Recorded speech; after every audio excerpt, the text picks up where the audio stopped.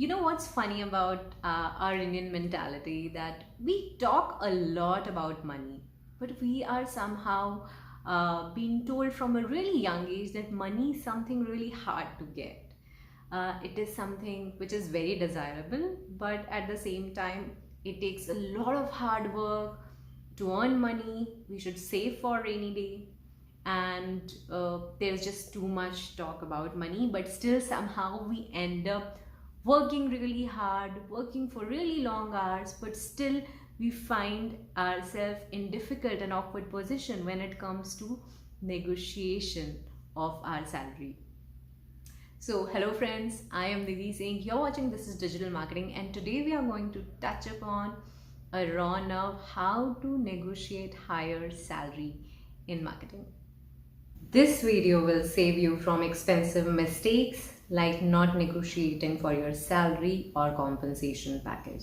In India, we have been brought up with the wrong mindset that money is something difficult to get. Money comes to those who are hard workers as well as smart workers. But let's first talk about the most important thing. What does it take to negotiate higher salary? If you are an early jobber, you need to have the right skill sets. What are right skill set? The skill set is made up of two things: your technical skills and your soft skills. Most people in the early job market, the hiring managers look for are not technical skills. I mean, technical skills are important, but you can learn them on the job as well. Your soft skills, which is your communication, your problem solving skills, your analytical thinking skills, your creative skills. These are some skills that are innate to you. These are something that you have over a long period of time, you have learned, honed. These are skills that help you be more desirable in the eyes of a hiring manager. So even if you are an early jobber, you don't really have a portfolio to show, or you don't really have great significant importance of technical skills, but if you have soft skills, the right soft skills, the right attitude, then you can definitely negotiate higher salary even as an early jobber. When it comes to middle level management, when you are not an early jobber anymore, what kind of skills are important? While you have gained a lot of technical skills by working on the job, your soft skills still play a dominant role in deciding how worthy of a candidate you are for negotiating higher salary. If you have really good soft skills, like you're really good at persuasion, you are really dependable and trustworthy, you are really good at problem solving. If you have those kind of soft skills, then of course you become more desirable for your manager. So suppose your manager can always depend that if a job is given to you, then you are the person who will do it till the last point. You will make sure that the project is completed. You will make sure that the project goes live on time with in the shape and form that it is expected to be. Then of course you become eligible to get more and more responsibility, and hence you become more desirable in the company in your manager's eyes, and you can expect a higher pay rise. Then comes senior management roles. How do you negotiate salary when it comes to senior management role? At middle management, you are also evaluated how up to date you are with the market. Today, the market is changing at a very fast pace. We are living in a technology rated world where mobile has taken over. We are talking about AR, VR. Things are changing very rapidly. So in whatever field you are, in whatever role you are, and specifically in digital marketing related roles, things are changing very fast. So it is important that you keep updating yourself. It is not necessary that you're doing some specific certification course, but it is extremely important that you are learning today via YouTube, Udemy, other course materials that are available for free of cost. Actually, you can keep learning and upgrading yourself, and that again makes you very promising candidate for your hiring manager, and that makes you eligible for promotion. That also makes you eligible for a high pay rise. So that's about mid-level management. When we come to senior management, uh, these are the people who are at a leadership position. So of course, with they are actually not graded based on their technical skills, because they will have people working under them to do those technical jobs. But these are people who need to know to ask the right question. These are people who need to know how to lead so that their team can follow them.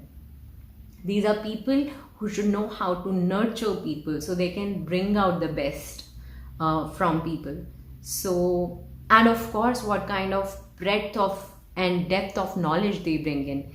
These are the kind of things that are looked into a senior leader and makes a person much more desirable in the company, and hence can ask for a higher pay rise. In this model, this is not just about salary negotiation. At senior levels, it works in different shapes and forms. People not just ask for higher pay, but also ask for benefits like ESOPs, stock options, and other services. Yeah, and in fact, at senior levels, it's not just about salary negotiation. At senior leadership positions, you get stock options, ESOPs, you have several other perks like having a car of your own on company's expense. So you can negotiate in terms of several other things, several other perks when you are at a senior management, you're looking at a senior management role. While there is no one size fit all when it comes to salary negotiation, but let's talk about three kinds of companies that you might work into and how you can look at your salary hike. So there is one which is solopreneur or entrepreneurial companies which are not funded. These are dealing in small niches or micro niches, and they have very limited cash flow. So the opportunity to negotiate is also not very high. More often than not, founder is investing money in his or her own pocket, and profits are also very they are not going to have radical revenue coming in, very big revenue coming in. So they might have limited opportunity to negotiate. Then comes startups that are funded. These are companies which may in fact have far greater potential than the bigger companies. More established companies often have structures and processes and in place. Many a times they are not able to go beyond those structures and processes because they might not want to come across as partial to some, and because of those reasons they have limitations. But when it comes to startups that are well funded, who have a lot of cash flow and money coming in, you might have well-funded companies are often companies that are growing at a fast pace. A lot of action is happening. These are companies that are looking for high potential employees who are really agile, who can fit in with companies' growth pace and growth objectives. Then when they get right set of people, they often reward these people in exponential way. You might start at a very low salary, but you might grow very rapidly just because you're contributing to company's growth as well. In fact, I have also been part of one such startup wherein my growth was very fast as opposed to someone working in a larger company, just because the company is funded, because company is growing at a very fast pace. What is expected out of you is to be really agile and to fit in with company's growth objective, give your 100% and help company grow and get growth as well. So I would say that I would rate startups as even higher paying as an employer than some larger companies. Then comes the large, big companies, MNCs. These companies, as I said, have structures and processes in place, and many a times these structures and processes come as a hurdle to exponential growth, because of course you can not be partial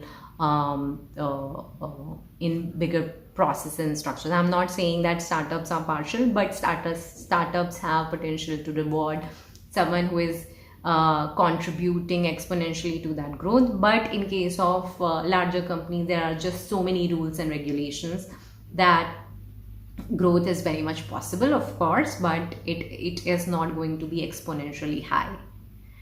Now, with this context, let's move to the next part, which is what you should know before negotiating for salary.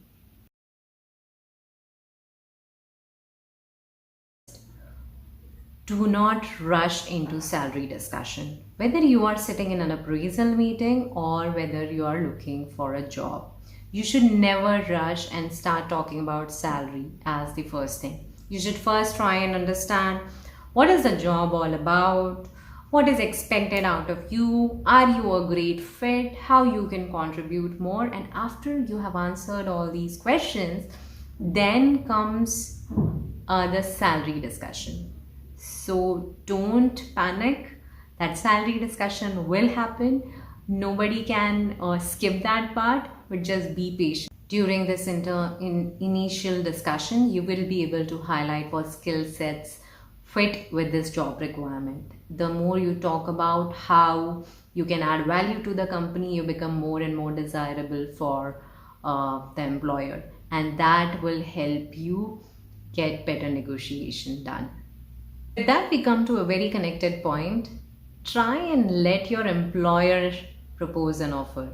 Chances are, when that's happening, your ability to negotiate and bring that number higher is way more, as opposed to you proposing a number which might be actually even lower than what they were anticipating. So that way you already get a upper hand. If your employer is proposing a number, you get a chance to negotiate and bring it up higher. Number 3, another important point is always go prepared. Always go prepared with research work before applying for a job or before appearing in the interview. Check out extensively, research on LinkedIn, research on job portals, what kind of salaries this role has. Many times there are many confusing designations, so speak to people, connect with people on LinkedIn, connect with your friends who are in similar roles or colleagues or seniors who are in similar roles. Speak to them and figure out what to expect. Go with a salary in mind. You have X salary, you want X plus plus salary. Is this the X plus plus salary that this role will provide you? Typically, what is the lower range of experience people are applying for this role? What kind of salaries they have? What is the higher range of experience or skill sets? What kind of salaries are there? It is always better to go prepared. Also do a little bit of research about the hiring manager. Figure out who they are, what they do, what are their skill sets, what are the things. When you are doing online research, you might be able to figure out what is it that they will look for in their team members. So research always helps. We have discussed about research. We have discussed that let the employer make the first offer. Let's talk about what if employer asks you to quote a number. You can always give a salary range. So point number 4 is play in a salary range rather than quoting a number, so that you pass the ball in their court.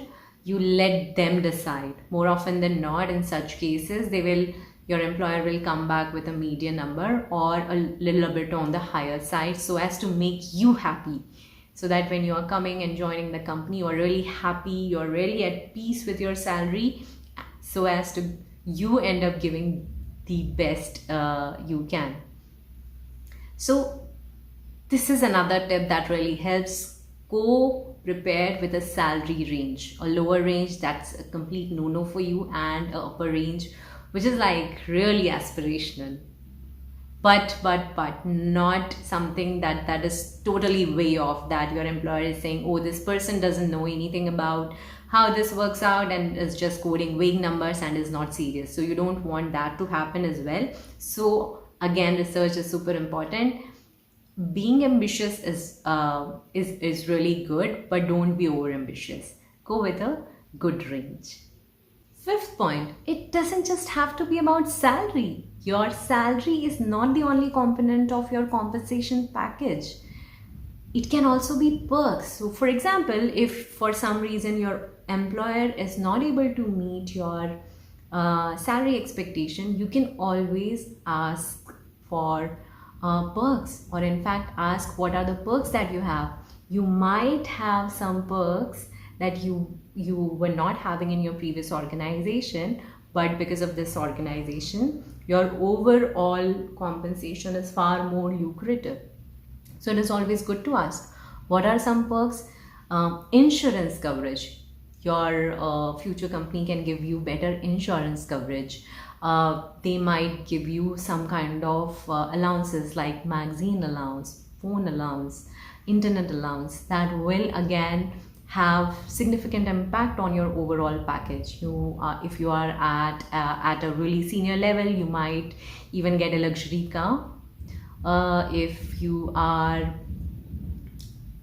really want to negotiate, if you do not have everything, if your perks are also not covering and making you happy, you can make some recommendations that are going to make it a win-win situation. For example, you can ask for some kind of learning reimbursement. You want to do a course that will help you perform better in your job, and you ask for a reimbursement. That's another way to make your overall package more balanced and make you more happy, your employer more happy. So that's a win-win kind of situation. Point number 6. What if your previous salary is far lower, you're hesitant about it? Then in such case, when the employer asks you what was your previous salary, how do you manage such questions? Start afresh. Point number 6 is start negotiating afresh. Tell the employer about why you joined certain company at a certain package. Maybe you were just out of college, you had no experience, there was a really pressing need for you to get into a job, and hence you expected it. You excelled in that job, you got recognitions, but then that company can only pay you so much, and hence your pay is at a XYZ range, but you have what it takes to earn far more. You are able to convince your hire that you value far more, and hence you should get higher salary, and hence your previous salary shouldn't be benchmarked for this rise. I would also like to add that never fake your salary. Never ever. That never gives a good impression. However, being honest, you can still avoid having implications of your previous salary on this salary negotiation or this appraisal. So when you are true to yourself, that reflects in your conversation, that reflects in your behavior, that reflects in the kind of confidence you give. So always take that in mind. Tip number 7, and the final tip. Do remember that money is not everything. Don't over negotiate. Don't come across as some person who is just in there for money. You should always see the value in role, the value in the company, the value in the bigger purpose that company has. It should never all be about money, money, money. We have been raised with a mindset of scarcity of money. We should grow above and beyond it. We should realize that not everything is about money. Of course, money is super important, and that's why we are discussing that. Of course, negotiating something that you are worthy of is super important, but don't overdo it. Don't make it all about money. Bonus tips for you. Think about how do you want to position this. If you are negotiating in your existing company, think, is it salary negotiation or is it salary correction? Many times many people join at a far lower pay range because of several reasons. So you might not want to position as salary negotiation, just salary negotiation. You might want to position as salary correction. That does two things. One, that clarifies that what you are getting is not the actual salary that you should be getting. For XYZ reasons, you are getting a far lower salary. So that changes the mindset. Two, that sets expectation that you are not looking for incremental hike, you are looking for radical change, so that your salary can match with actual salary that you should be getting. Bonus tip 2. What are some good ways to get increment in salary? It is always a good idea to change jobs in a couple of years so that you can ask for salary hike, salary correction, higher salaries, etc. That's a known tip actually. But what I would say is don't change job too frequently. Otherwise, it makes your CV look less appealing, because then employer might not trust that you will stick around. There is a lot of nurturing, training goes into when you hire a person. So it's not just the package amount that you are offering to the candidate, you are also offering those number of man hours. So your CV shouldn't look like that this person is just there for money, or this person is not stable, or this person is not able to figure out a space for himself or herself. But it is a good idea that you don't stay in just one job. You actually in fact, changing job also helps you gain knowledge in different fields, industries and roles, and actually makes you much more rounded in experience. So again, that's a very good way of getting a salary hike. Bonus tip 3. In marketing, what kind of salary hikes do one can expect? So, in your regular appraisal cycle, you may get salary hike anywhere between 5% to as high as 15%, 25% if you're getting promotion. But when you are changing jobs, you can expect somewhere between 20% to 30% on an average. When you're looking for salary correction of sorts, your salary can actually go as high as 100% correction, which means if you're earning 30,000 a month, you can actually get to 60,000 by just getting your salary correction done. So that's why it is always a good idea to do good research and then evaluate your skill set, what you're providing to company, and then figure out whether you're looking for just a hike or a salary correction. We don't mind locking horns with vegetable vendor to negotiate that last 2 rupees bit, but we just let our salary negotiation or compensation negotiation on hiring manager's hand.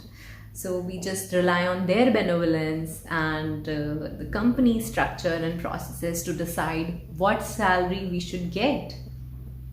I hope this video helped you gain clarity on how to go about your salary negotiation. Hope you got some tips that you can use while doing your next job hunt or sitting in an appraisal discussion, so that at the end your salary negotiation is successful and makes you happy. So with this, we come to the end of the video. As always, the best way to learn is by asking questions. So if you have any specific question, do comment and let me know. That's all from my side. This is Nidhi Singh signing off from This is Digital Marketing. Also, there is a salary playlist on this channel. Do check out, where we talk about salaries in digital marketing, salary in SEO role, salary in PPC role, that will talk about specific verticals. So do check out.